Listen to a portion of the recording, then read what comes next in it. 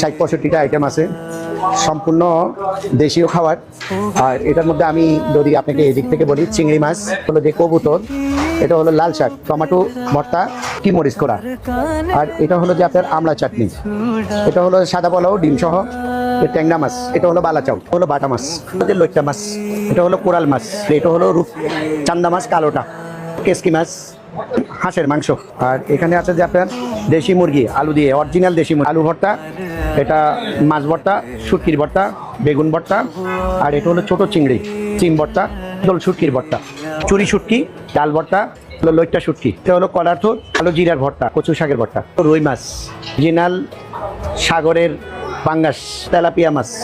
ওই মাছ, এটা পারমেটটা হলো পোয়া মাছ, খাসির মাথা দিয়ে মুগ ডাল, হলো চিকেন কাবাব, গরুর মাংস, সোনালী মুরগি, খিচুড়ি, ডিম সহ খিচুড়ি 80 টাকা, কলমি শাক, ভেন্ডি, করলা প্লাস আলু মিক্স। দেখছেন?